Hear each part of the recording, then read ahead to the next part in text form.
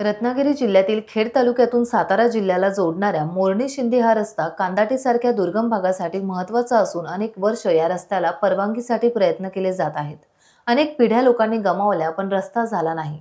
त्यामुळे कांदाटी विभाग शासनाच्या नावे अश्रू ढाळतोय। माजी मुख्यमंत्री एकनाथ शिंदे यांच्या मार्गदर्शनाखाली 22 मे 2024 रोजी परवानगी मिळाली, पण वन खात्याची अडवणूक आणि बांधकाम विभागाचे अपयश यामुळे हा रस्ता रखडला आहे।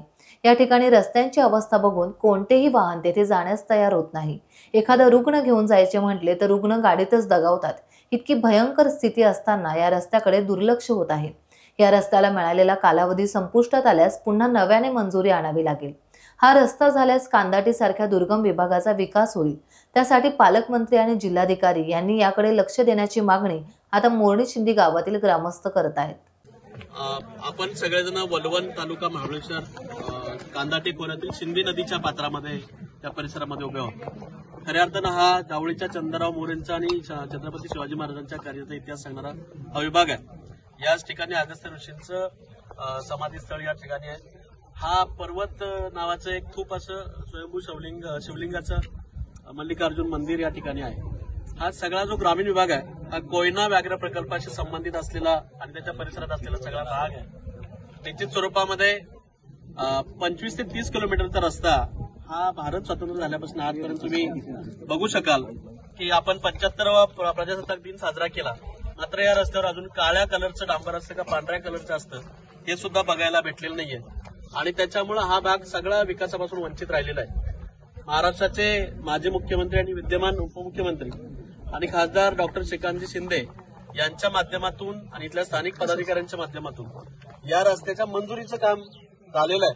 मात्र या रस्त्याच्या मंजुरीच्या पूर्वी जी काही निधी उपलब्ध करावा लागतो, जो 3 ते 3.5 कोटीची तरतूद करण्याची आवश्यकता आहे, ती बांधकाम विभागाच्या अधिकाऱ्यांनी अद्याप न केल्यामुळे हा रस्ता अद्याप प्रलंबित आहे। इथल्या सगळ्या ग्रामस्थांची मागणी आहे की जर का हा रस्ता आपण येत्या 15 दिवसामध्ये सुरू केला नाही तर निश्चित स्वरूपामध्ये आम्ही आंदोलन करण्याच्या पवित्र्यामध्ये आहोत आणि त्यासाठी लागणारा जो निधी आहे तो जरी 3-3.5 कोटी असला तरी महाराष्ट्राचं कोयना धरण हे त्या धरणापासून मिळणारं उत्पन्न आणि या धरणामुळे महाराष्ट्राचा होणारा विकास हे पाहता इथं 3.5 कोटी काय 300 कोटी खर्च केले तरी आपल्याला वावगं ठरणार नाही। त्यामुळे या विभागाकडे दुर्लक्ष करून चालणार नाही।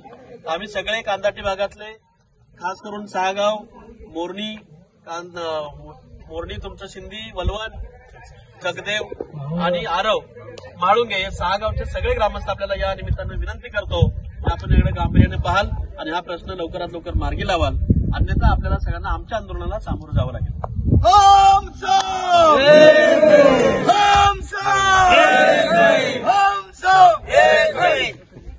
केंद्र शासनाची जी मंजुरी आपल्याला मिळालेली आहे,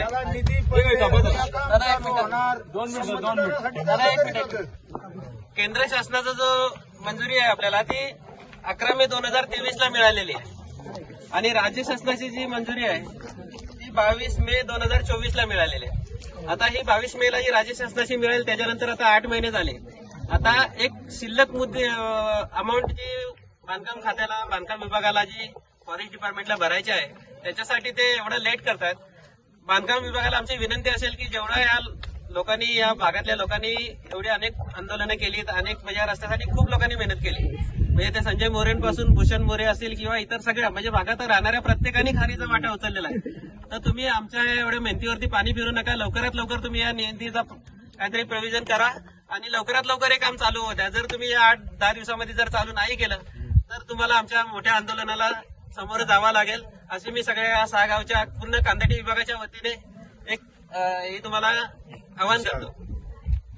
धन्यवाद। आत्ताच आपल्या क्षेत्रदादांनी जो प्रस्ताव ठेवला आणि घटनेदारांनी जो प्रस्ताव ठेवलेला आहे, हा महाबळेश्वर तालुक्यातला जो कांदाटी विभाग आहे हा खरोखर मागासलेला आहे आणि ह्याच्याकडे शासनाचा जो दुर्लक्ष चाललेलं आहे त्याच्यामुळे जे काही नागरिक आहेत, ज्येष्ठ नागरिक आहेत किंवा शाळेतली मुलं आहेत त्यांना प्रवासासाठी फार दीर्घाई होत आहे।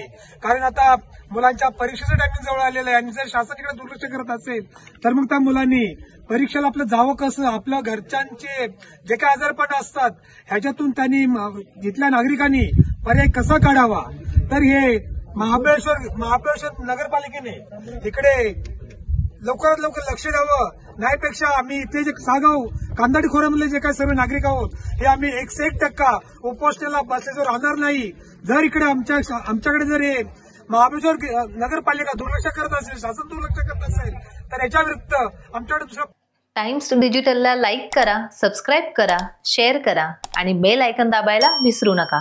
पाहत रहा टाइम्स डिजिटल.